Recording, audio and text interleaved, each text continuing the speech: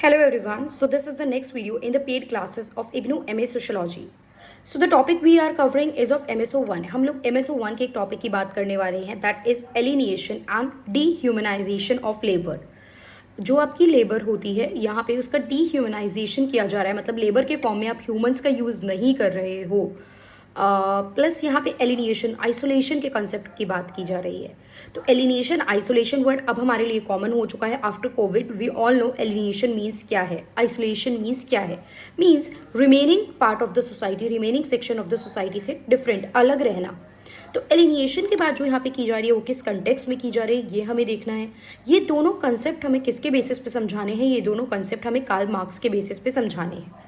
तो एलिनिएशन की बात करें, alienation is a feeling of isolation. ये फीलिंग है आइसोलेशन की, पावरलेसनेस की. व्हेन यू फील, जब आपको लगता है कि हमारे पास कोई पावर नहीं है. समटाइम आप देखते हो कि कुछ लोग, जैसे आप स्कूल कॉलेजेस वगैरह गए हैं या ऑफिस में आप लोग जा रहे हैं, तो ये नोटिस कि कुछ लोग जो होते हैं वो इंट्रोवर्ट होते हैं. They do not talk much to other people. वो ज़्यादा दूसरे लोगों से बातें करना पसंद नहीं कर रहे हैं. कोई ना कोई नेचर है, there must be some reason, that's why they are introvert. तो what was the reason for that?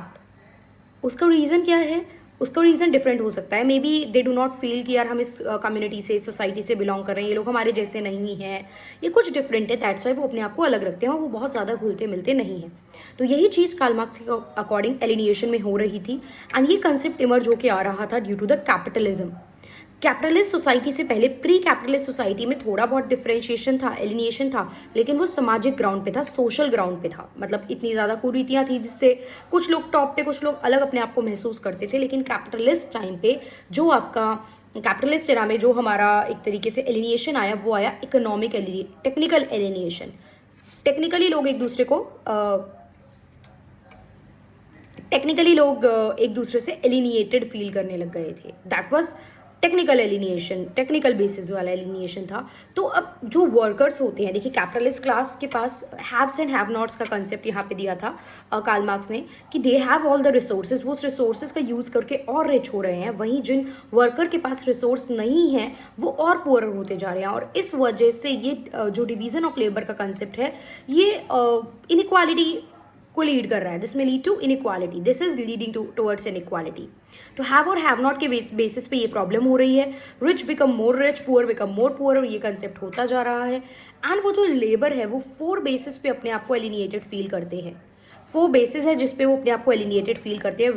The very first basis is alienation from product. They feel कि वो प्रोडक्ट उनसे लिंक नहीं करता है.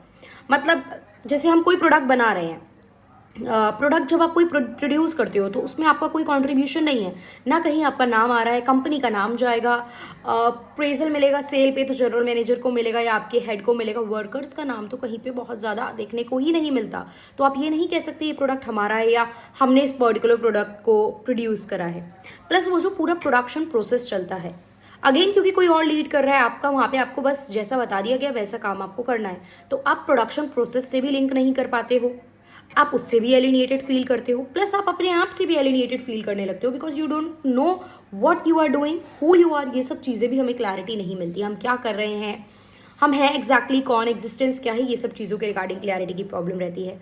फिर आप एलिनिएटेड फील करते हो सोसाइटी से. सोसाइटी में रिच कैपिटलिस्ट क्लास पीपल है, टेक्निकल नॉलेज है, रिसोर्सेज है, they have everything, they possess all the wealth. वो चीज़ आपके पास नहीं है, तो आप वहाँ पे उनसे भी एलिनिएटेड फील कर रहे हो. तो यहाँ पे 4 बेसिस में आप एलिनिएटेड फील कर रहे हो. Alienation from the product, alienation from the production process, from self, वस्तु से, इस वस्तु निर्माण प्रक्रिया से, खुद से, प्लस समाज से, कम्युनिटी से. Product, production process, self and society, इन चारों से आप एलिनिएटेड फील कर रहे हो. अब देखिए, क्योंकि आप एलिनिएटेड फील कर रहे हो, कैपिटलिस्ट के पास रिसोर्सेज हैं, तो वो गैप बहुत ज़्यादा बढ़ रहा है. और जैसे जैसे आप आगे मूव कर रहे हो सोसाइटी में, मॉडर्निटी की तरफ जा रहे हैं हम लोग, आधुनिकीकरण की तरफ जा रहे हैं, तो टेक्निकल चीज़ें रिप्लेस करती जा रही हैं चीज़ों को. और क्योंकि जब आपके अपर क्लास के पास, कैपिटलिस्ट क्लास के पास पैसा है, तो now they can afford the resources, मतलब वो टेक्निकल चीज़ें, मशीनरी खरीद सकते हैं. तो वो जो मशीनरी है वो रिप्लेस करती जा रही है ह्यूमंस को. काम हो रहा है, प्रोडक्शन हो रहा है, लेकिन नाउ फिजिकल फॉर्मेट में, ह्यूमन फॉर्मेट में लेबर वो काम नहीं कर रही है. वो काम कौन कर रही है? मशीन्स कर रही हैं. Now the machine replaces the worker, replaces the humans. So that is the concept of dehumanization of labor. तो जब dehumanization of labor आएगा तो आपको alone dehumanization of labor explain नहीं करना. आप सोचो 20 मार्क्स में क्या लिख लेंगे, कितना लिख लेंगे, कुछ तो शायद मैंने वीडियो यूट्यूब पे डाली भी है इसके रिगार्डिंग, तो वो तो सब लिखोगे, लेकिन उसमें एलिनिएशन का कंसेप्ट भी आप कार्ल मार्क्स का समझा के लिखोगे, because alienation may leads to dehumanization of labor. Question आ सकता है, क्वेश्चन कैन कम कि how alienation may lead to dehumanization of labour. तो you have to start from alienation, then you may come to the topic कि how alienation lead to dehumanization of labour. तो alienation lead to inequality, alienation may result in the situation where rich become more rich, poor become more poor. Division of labour आता है alienation की वजह से society में. Modernity, capitalist era में बात करें तो मशीनरी रिप्लेस कर रहे ह्यूमन को. That's why this whole process of dehumanization of labour is taking place.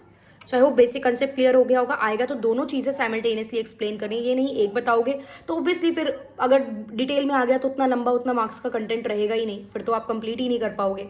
ठीक है, बट बाकी ऐसे बहुत से क्वेश्चन आने वाले हैं, आपको 5 ही करने हैं, तो बाकी 5 आपके पास इनफ कंटेंट होगा कि 5 में डिटेल में आते हैं. तो ज़रूरी भी नहीं है कि 10 तो अटेम्प्ट भी नहीं करने हैं आपको. तो वहाँ आपको ये चूज़ करना होगा कि कौन से 5 हमें मोर डिटेल्ड वे में आते हैं जिनको हम एग्जाम में प्रेजेंट करके आए. सो आई होप ये डाउट क्लियर हो गया होगा. That's all for this video. Thank you for watching.